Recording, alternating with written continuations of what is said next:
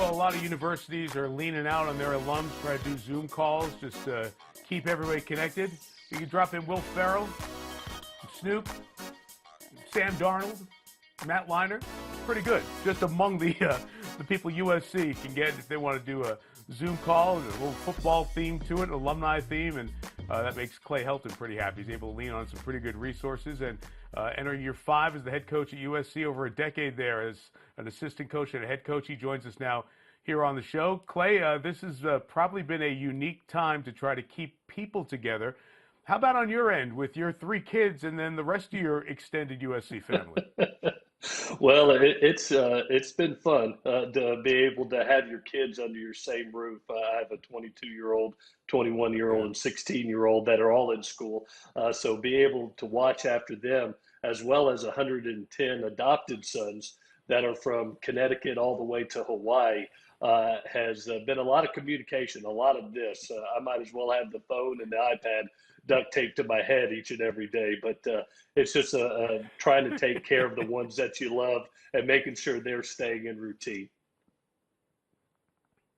Yeah, I know the feeling. Like I do the show on this end, then kind of turn the computer around and do a couple hours of Zoom calls on the other side of the desk. It's just this work from home thing is it's a different world. You guys are also entering the recruiting world, and you've done a great job here. The early recruiting signs for next year have lauded USC and Tennessee for doing a great job. How are you having such success in recruiting at a time when you can't go through the normal channels of recruiting? Yeah, I think it's really threefold. One, everybody knows USC, what a tremendous product as far as academics, one of the top 15 ranked academic universities in the country, as well as a great place to be developed as a student athlete. And then you got a staff right now that I think is really gelling together as far as their chemistry, their ability to work together, the relationships that they're building right now with student athletes across the country, and their work ethic. And then finally, I'm very appreciative personally to our athletic director, Mike Bone, and our president, Dr. Carol Folt, for what they did for our football department and being able to upgrade our recruiting department, not only from recruiting assistants, personnel assistants, but to be able to see, the future of what recruiting is, the technology side, from video production, from graphic design, from brand marketing, those things that you're not relying just on the brand, on the logo and the tradition of that, but also what 18 to 21-year-olds do on a daily basis. They have this right here in their hand over 12 hours a day. So that social media content that is being put out there has really helped us too. So very appreciative to Mike and Dr. Carol Folt for the help that the resources and tools they've given us. We know what SC was for that Pete Carroll decade. Things fall off a little bit. You come in, you have a couple of 10-win seasons, and then it wasn't as good the last couple of years, including 8-5 last year.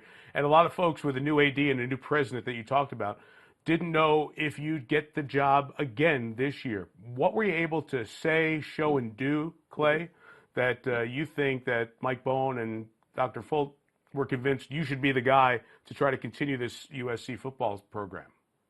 Yeah, going through the fall last year, I felt nothing but support from Dr. Folt as well as Mike.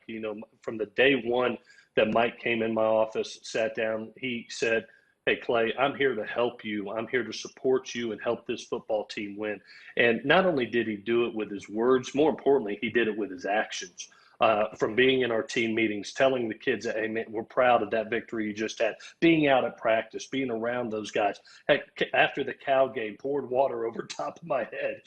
Those things allowed us to really finish strong. And I think they saw, a very young team that had really grown up. We had 7 total scholarship seniors last year on a team, a very young team, and would have never anticipated losing your starting quarterback in the first half of the first game, and kind of knew that as we grew at the quarterback position, as some young kids grew up, we would become a stronger team down the stretch, and we did, and they saw that.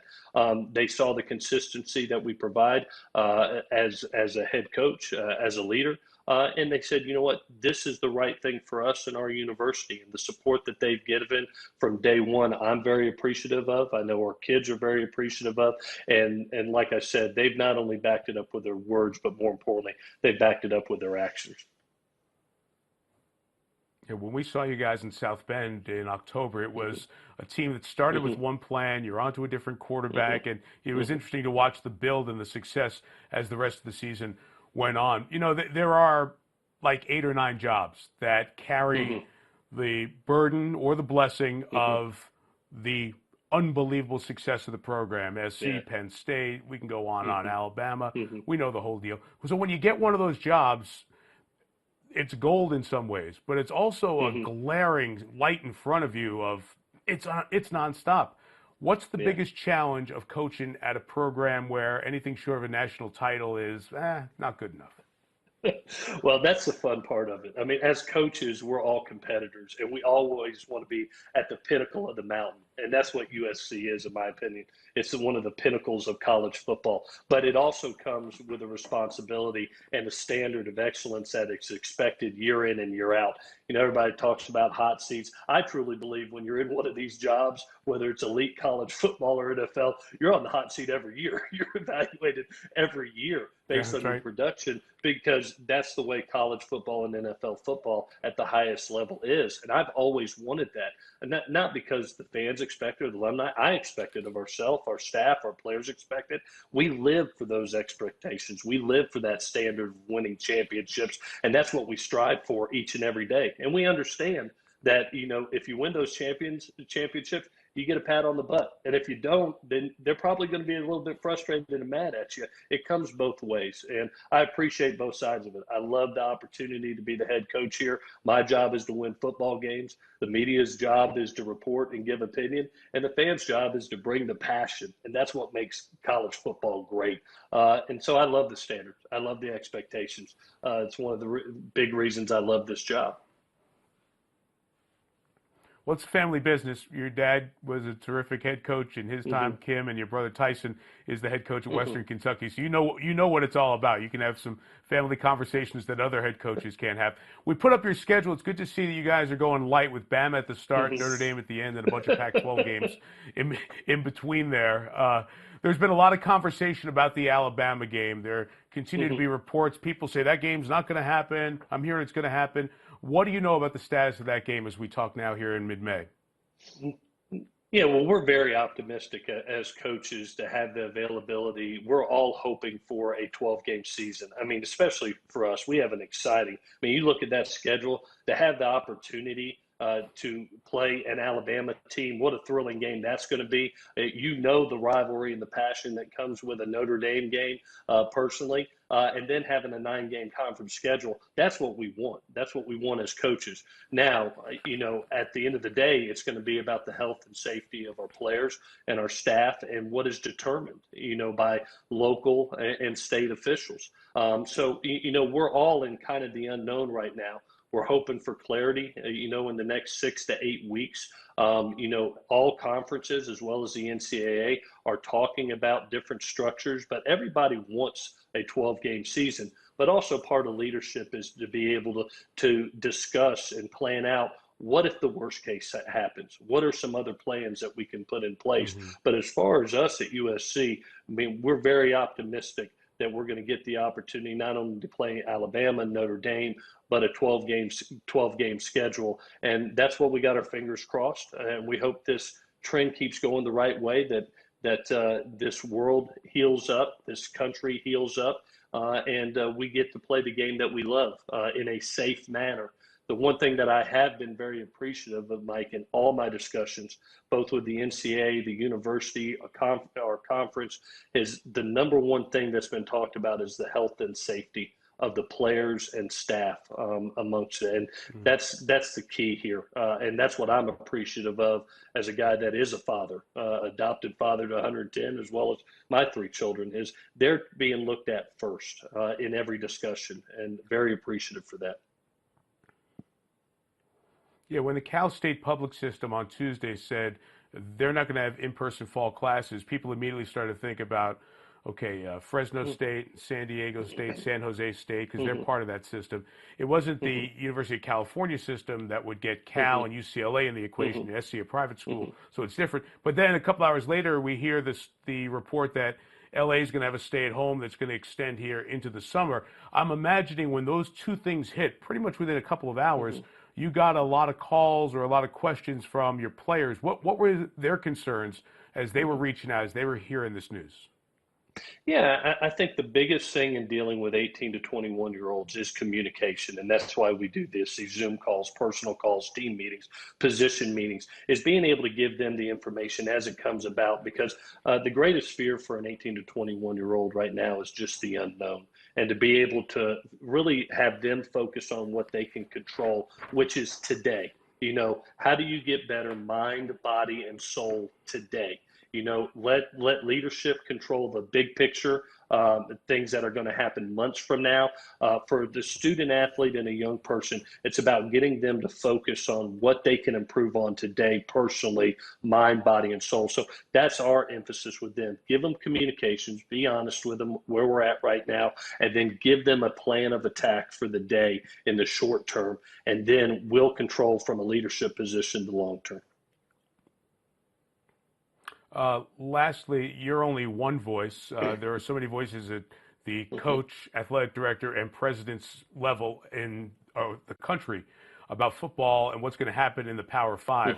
What are your thoughts on the potential of some conferences playing, but maybe other parts of the Power Five not playing, perhaps waiting to the spring? Where do you see that? Well, you know, I heard, you know, Mark Emmert came out and basically, you know, said his opinion on where we're at in it. And I think all of us understand right now that we're all in different situations based on our geographics, based on our population, whether we're in a college town, a major city. We're in different situations. And the most important thing that we look to right now is the directive of our government leaders, you know, to be able to focus on what are the health concerns. How do we make this as safe as humanly possible for our student athletes? What is the way to be able to provide the opportunity to come back on campus safely, getting those plans together? And there's a lot of unknown out there, you know, right now. You know, over the next 6 to 8 weeks, I really think we're going to start getting some clarity. I know from our president, who's done an amazing job, one, with her sense of urgency, our timely decisions, decisive decisions, and always putting the best interest of our students, faculty, and staff together. She's working consistently, daily, with the mayor, with the governor of California, to be able to do what's right for USC. I entrust in her leadership, and she's going to do a great job in deciding what we do. I also think that's going to be across the country. You know, everybody's going to have their own decision to make based on what their situation is, because we're all in different situations. I have family in Texas, Florida. My brother's head coach at Western Kentucky, and things are a little bit better in those situations, and I'm grateful for that they are in that situation. Other places may have been hit a little bit harder, and we may be in different situations, so it may take us a little bit longer. You know, but I think we're all optimistic and very hopeful for a start of a 12-game fall season at some point in time, whether that starts on time, a little bit later, whether we have to abbreviate a season. But I'm hoping and got my fingers crossed that we all get to do this together. We all do. Same here. Hey, it's great catching up with you, Clay. We've always enjoyed being around you. Congrats on the recruiting success, and we will be in touch with you here down the line. Mike, great talking to you. Stay healthy and safe, buddy. Hi, I'm Mike Tirico, and thanks for watching. Make sure to hit subscribe for the latest news and highlights from NBC Sports.